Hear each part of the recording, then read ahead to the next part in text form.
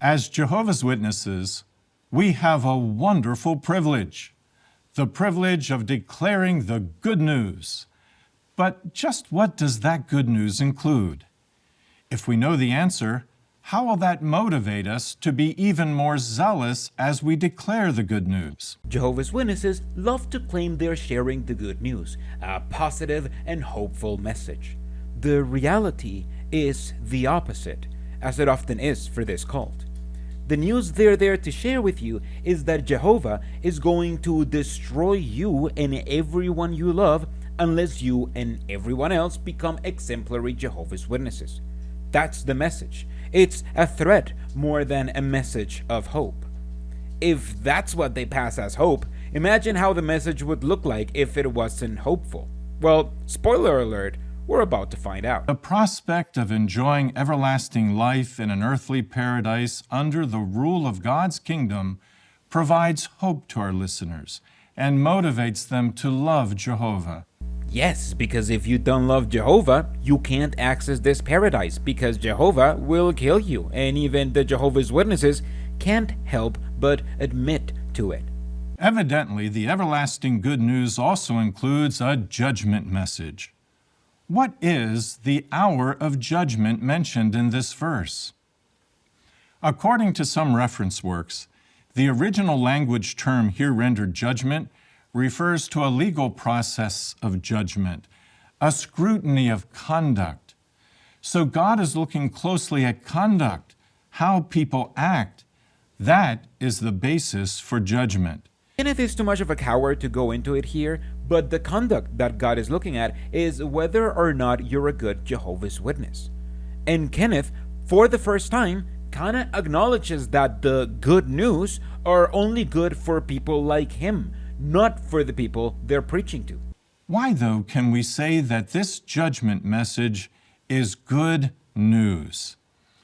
It's good news for honest-hearted ones because it means the end of wickedness, including all forms of injustice and violence. For those who are suffering as a result of the bad actions of the wicked, this judgment will bring great relief. It will be a clear demonstration of Jehovah's love and justice. However, it will be bad news for those who stubbornly refuse to live by Jehovah's righteous standards. Kenneth just came out and said it. It's good news as long as you're living according to Jehovah's Witness standards. It's bad news if you're anyone else, because then you'll die. But let's see how they justify it. Imagine for a moment that you knew that a dangerous storm was bearing down on where you lived. What would you do? Wouldn't you try to be as prepared as possible so that you could successfully weather the storm? Wouldn't you warn your family, friends, even neighbors, and try to help them to do the same? In a similar way, we try to help as many people as possible to prepare for the impending execution of Jehovah's judgments on this world. This is the narrative they love to go for when they talk about Armageddon, as if Armageddon was this natural event that's completely unavoidable. Whereas, in reality, Armageddon is a scheduled mass execution done by God and the anointed, like Kenneth himself, executing humans one by one. But now, let's move on to a dramatization of how the Jehovah's Witnesses envision the future.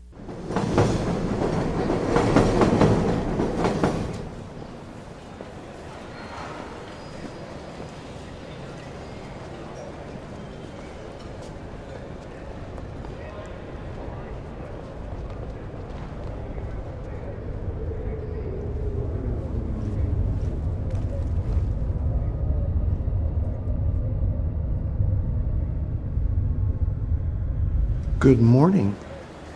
Sorry I was running a little behind this morning, but at least I come bearing gifts. Oh, no worries. Thank you. I could really use it today. Were you also thinking about that announcement about the special preaching campaign?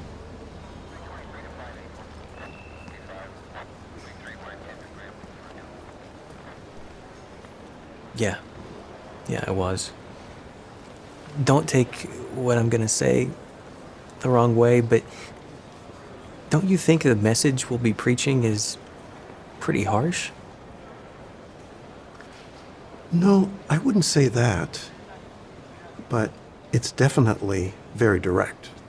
I mean, people already get defensive whenever you challenge their beliefs, and this is going to be next level.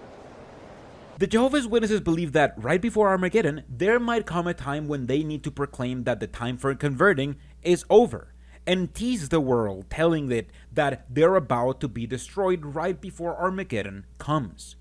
Now, this traditionally comes after the destruction of Babylon the Great, which they interpret to mean every religion but their religion. However, that part has been said less and less, and I don't know if it's a coincidence or if they're trying to move away from that on purpose to be able to proclaim that now.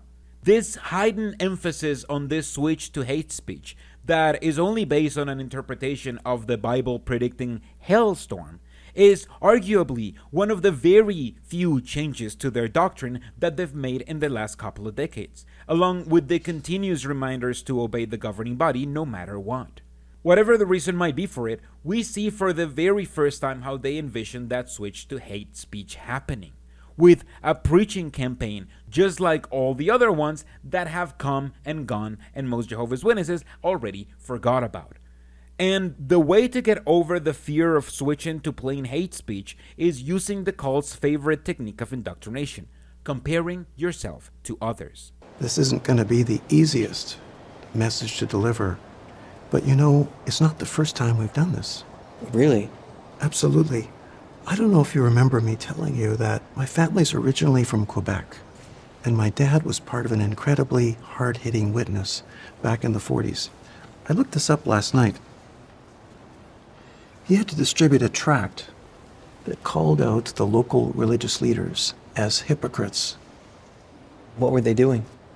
They were inciting their followers to mob violence against the witnesses, telling them to vandalize our properties, even getting brothers falsely arrested and imprisoned.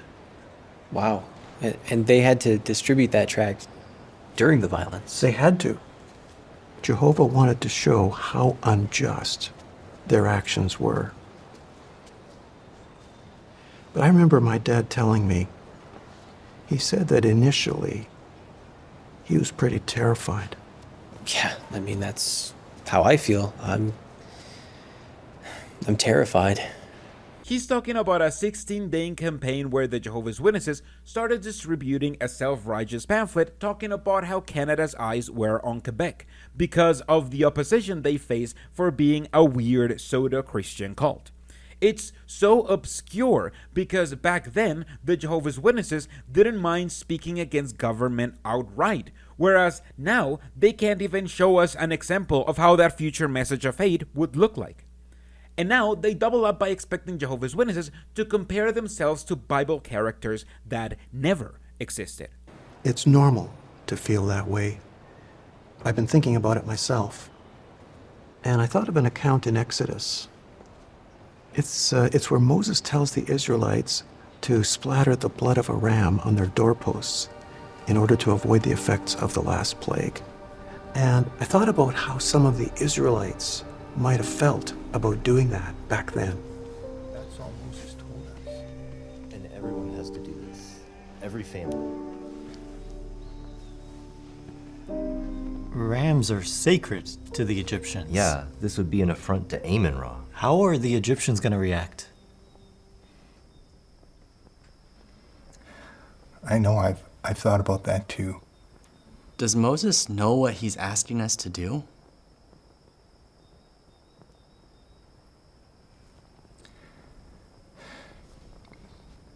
Brothers, I don't know if we have anything to worry about. We don't have anything to fear. Think of how Jehovah's protected us with these last plagues. And as for the blood, it's not a matter of offending them. It's a matter of protecting us. It's showing whose side we're on. Jehovah's side. Looking back, what the Israelites did was actually good news. it meant their deliverance. And it's the same with any message we bear today. Let me show you one of my favorite scriptures. In Isaiah chapter 41, verse 10. It says, "Do not be afraid, for I am with you. Do not be anxious, for I am your God. I will fortify you, yes, I will help you. I will really hold on to you with my right hand of righteousness."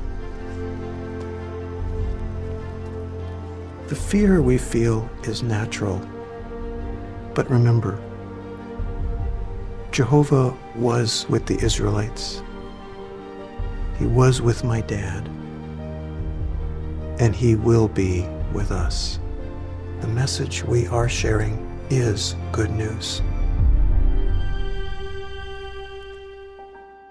This is another favorite with Jehovah's Witnesses. When you can't find an example of a Bible character doing what you want them to do, just make one up. None of that narrative is in the Bible, but Jehovah's Witnesses will now pretend like it happened, because to Jehovah's Witnesses, what matters isn't what's in the Bible. What matters is what the religion tells them is in the Bible. Now, at this point of the broadcast, I got a bit worried because Kenneth says, Bible students face many challenges as they learn about the good news. They may need to make drastic changes to harmonize their lives with Jehovah's standards. This can be difficult. How can we help them make these changes so that they can begin sharing the good news alongside us? Enjoy Life Forever has been designed to help us do just that. Let's see encouraging evidence that this powerful tool is really working. he just promised evidence that the new indoctrination book is actually working. And I thought the religion was going to prove me wrong, because I maintain that the only people the religion is converting are the children of current believers, and that this religion hasn't converted an adult who hadn't had a previous relationship with the witnesses. Well, let's see if they finally prove me wrong and show us all the new witnesses this book has converted. I like the "some people say" section at the bottom of the lesson, because that helps prepare her for informal witnessing. It helps them to formulate in their own words how to defend their faith, or how to preach informally, or use those opportunities to share what they just learned.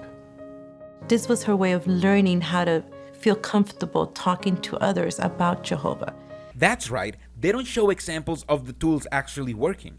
They show examples of Jehovah's Witnesses saying it has worked with their students they definitely have off camera, don't ask more questions, accompanied by dramatization of the witnesses pretending to have an effective book study with someone.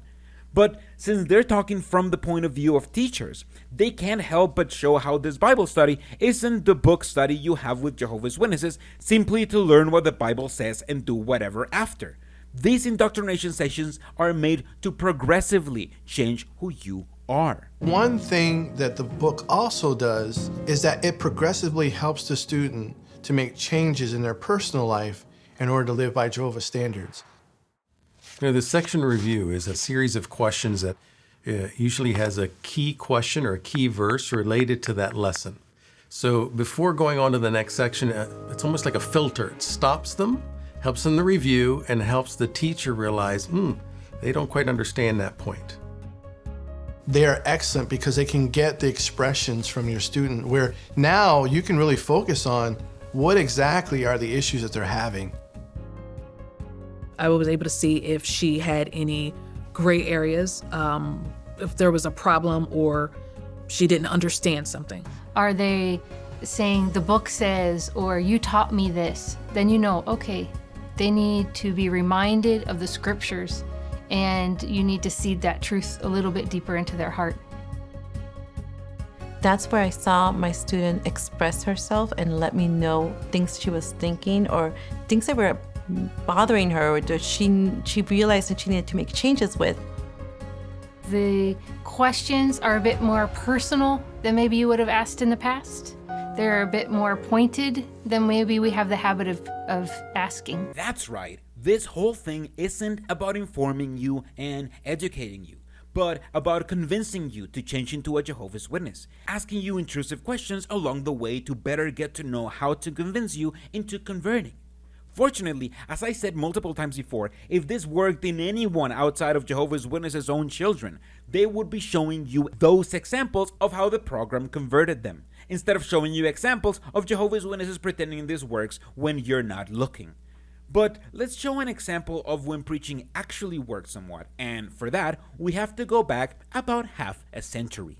We made a request for legal recognition in 1982, but instead, myself and 2 other brothers were thrown into prison. One day, on a Sunday, the Archbishop came to the prison and he announced, "Beware of those Jehovah's Witnesses." As a result of that, he raised the curiosity of his listeners. The prisoners wanted some explanations from us because they could not understand what he meant. Many began to join our meetings. The Archbishop was not happy. He grew even angrier, and in order to stop our activities, he told his close followers to beat us up when we attended the following meeting. 2 young prisoners approached us, and they said, "Today they plan to beat you up." When our meeting time came, we didn't show up. Another religious group came and took our place that night, so they were the ones who got beaten up. From that time on, no one disturbed us any longer. We continued preaching and attending meetings peacefully. Wait, so it was Jehovah's will that other people got beaten up? Instead of changing literally anything else to prevent that beating, Jehovah was like, nah, the beating needs to happen. I'll just change my true followers for these other idiots that believe they're following me too, but are wrong. This is a clear example of how supremacist this religion is, viewing itself as the only one beloved and protected by God. Well, not protected enough to avoid prison, because Jehovah, as we established, loves suffering, but you get the point. Then, brothers from all over the world started to write to the head of state. Letters were coming in huge quantities. Those letters had a good impact because finally, one day, an announcement was made on the radio by the president himself, saying that he pardoned Jehovah's Witnesses. The people on the street started shouting at us, "Jehovah has won! Jehovah has won! He has won!" Listen, I doubt people were shouting at an announcement that's only significant for a tiny amount of the population. But this gives you a glimpse into the intentions of Jehovah's Witnesses when they wrote en masse to the Russian government asking for the Jehovah's Witnesses to be unbanned from the country. This is a religion that's frozen in time, and that thinks that what worked half a century ago will work today, which is why nowadays they fail both at exerting political action and at converting people. But now, let's see another Jehovah's Witness favorite, an embellished story of a random event that happened decades ago, which they vaguely link to divine intervention. I received the assignment to oversee the relief funds that were coming from Kinshasa. One day, I had just collected the relief money for our refugee brothers, and I was stopped by 2 policemen. They possibly thought that they could get that money, so they asked me to go with them to their superior. As we were walking, I remembered a prayer that our daughter Deborah said during the genocide. While the whole family was praying silently, she prayed out loud, pouring her heart out to Jehovah. Thanks to that, they refrained from killing us. This moved me to pray in my heart too. As soon as I said Amen, the 2 policemen turned right and went to meet their colleague. I also saw in front of me a brother holding a black suitcase, looking exactly like the one I had with the money. I handed him mine full of money, and he gave me his with literature inside. Then, without delay, the policeman said, "Let's go now, let's go." We walked all the way to the chief of police, but they found nothing. They were holding their chins in their hands, saying, "This is a miracle. How could the money we saw turn into books?" In all the trials I've encountered, I really saw Jehovah's powerful hand. This is obviously a fortuitous event, but as someone who may or may not have had illegal substances confiscated in the past by the authorities, I would also almost start believing in God if someone had bailed me out like this then. So, of course, the woman comes along, and notice in verse 7 how Jesus introduced or started this conversation. He simply said, "Give me a drink." He didn't dive into some deep spiritual discussion, but rather just started talking to the woman. Well, what lesson do we learn from that? You see, if we're interested in witnessing to others informally, perhaps all it takes is just greeting them, saying hello, and of course, if they're not even willing to start talking to us, it's very hard to go much further. So that's the first lesson. This is an excerpt of Jeffrey Jackson doing again what the Jehovah's Witnesses love doing, finding lessons where there are none. By reading this example of Jesus saying to a woman, "Give me a drink," Jeff is able to extract not just a reading, but a whole lesson in informal witnessing, a cult term that is found nowhere in the Bible, to pretend the whole thing is Bible-based. How did Jesus handle it? Well, he just focused back on the spiritual message. As we mentioned, as recorded in verse 10, he started with water, God's gift, and living water. And then if we look at verse 14, he speaks about drinking water that you would never get thirsty at all again. And then he introduces the concept or thought of everlasting life. So obviously Jesus had in his mind a plan of action or a little outline how he could develop a certain theme, and that was to do with water leading to everlasting life. This whole thing is Jeff going into pedantic detail verse by verse, either telling you extremely obvious readings or telling you extremely obtuse readings that you can only get if you're a Jehovah's Witness, like saying Jesus was doing informal preaching at the time with a pre-planned outline just like Jehovah's Witnesses do today. You see, although Jesus knew that she was living in an immoral relationship, still, that wasn't the focus. He gave her an opportunity to express herself, and then what did he do? He commended her. So in a similar way, it's good for us to always try to find points that we can commend persons for, even if they say something that is totally opposite to what the Bible says. We can at least thank them for expressing their viewpoint and being honest about it. So let's skip the rest of this boring and repetitive speech to go to everyone's grandma's favorite section, the music video. The signs we see are clear. The end of this world is near. But how will they know? Our fear we must set aside. Look to God and pray to fan the flame and let it burn inside. So let's keep it burning bright and spread His glorious light. We know we can't hold back. The signs of the end being clear are just people protesting. And when that happens, you have to remember how your religion has been persecuted in the past for being a weird cult, and further indoctrinate others. Got it. Let's instead continue watching the drama they started last month about Abraham's story with a Jehovah's Witness twist, meaning they add a lot onto the Bible to make it like they pretend it is.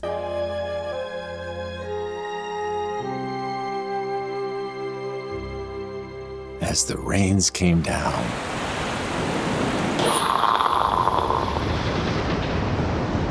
there they were, 8 souls, safe on the ark.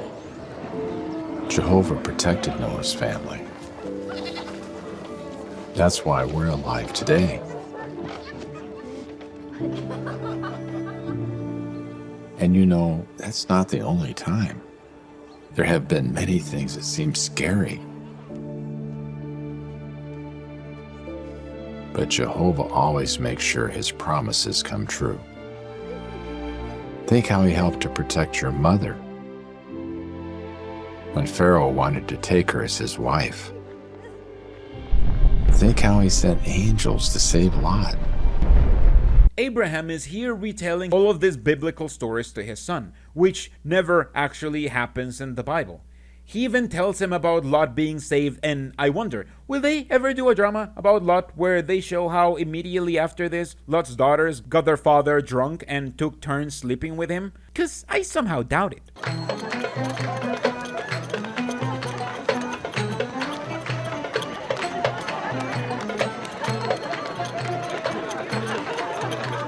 Hard things did happen, even in this spiritual household.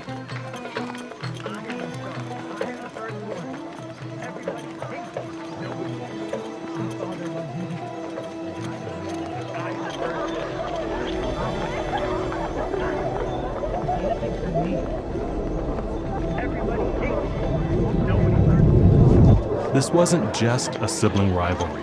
Ishmael's abusive behavior had broken Sarah's heart. Please, please, please, drive out that slave girl and her son.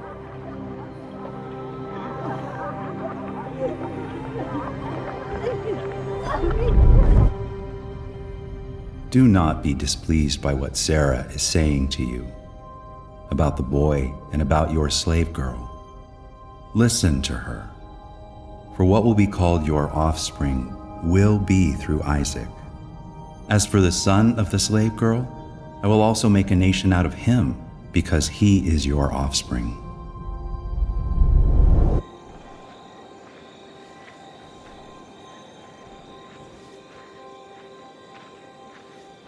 Though it was hard, Abraham obediently sent Hagar and his son Ishmael away, trusting that Jehovah had his eyes upon them.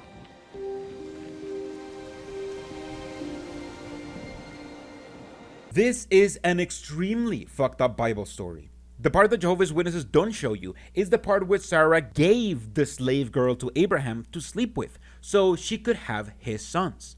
Did the slave girl wanted that? Who cares? She was property, so the Bible doesn't tell us. But after Sarah was able to miraculously have a son, and she saw that her son was being mistreated by the son that Abraham had with the slave, she told Abraham to send them away or expel them from their house. That's what you're looking at right now. Abraham expelling his own son and the mother of his son out of his sight to never be mentioned again. I'd say this is the worst thing Abraham is shown doing, but I know where this is going.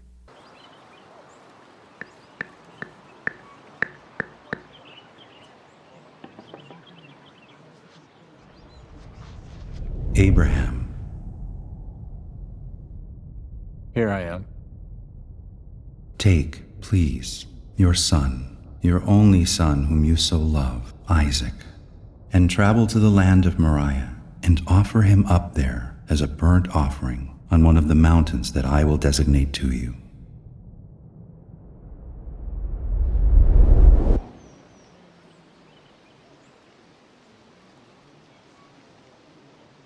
In the past, Abraham had asked God questions about some of his judgments and decisions.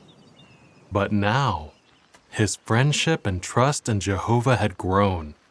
He didn't ask anything at all.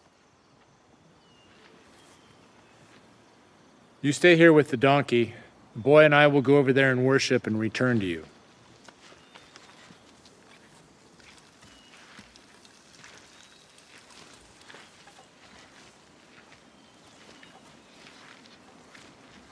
Father. Yes, my son. Here are the fire and the wood, but where is the sheep for the burnt offering?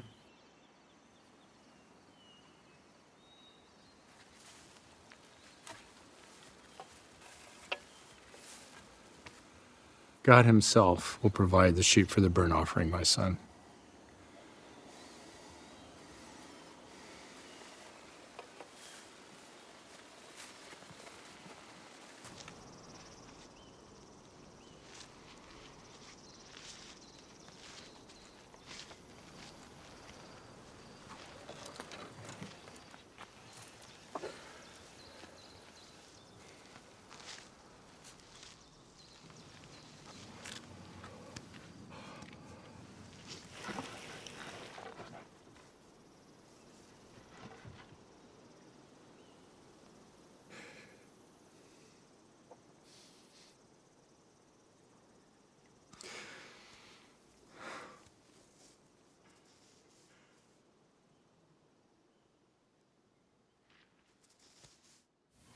Abraham, Abraham, Here I am. do not harm the boy. Oh, Do not do anything at all to him. oh.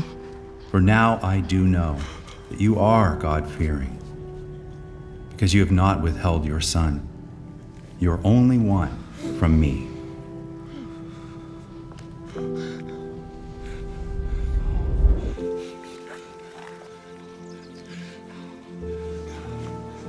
This has to be one of the worst stories in the Bible, but it teaches us a few things about the Old Testament God.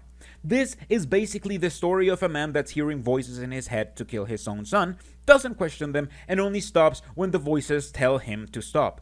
There is no righteousness in killing your own son. It's a purely evil act. And someone who is willing to go that far for their own God is a villain, not a hero. However, God tells Abraham that only until he was about to kill his son did he know that Abraham's devotion was true, because the Old Testament God isn't all-knowing. It's just one of many minor gods, which is why, like every other god, he requires a sacrifice. Oh yeah, Isaac didn't get killed, but as we already established, God doesn't skip suffering if he can inflict it. The fact that Isaac doesn't get killed doesn't mean nobody gets killed for Jehovah today.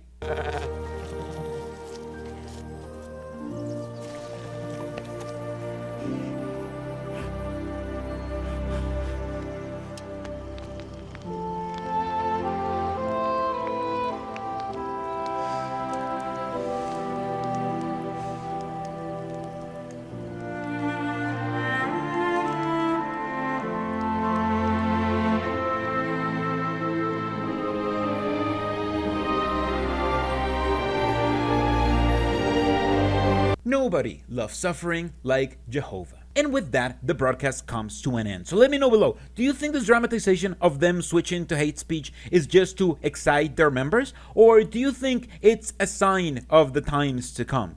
Thank you so much to my patrons over here. You can join them to get access to early and exclusive content while helping me make videos along the way.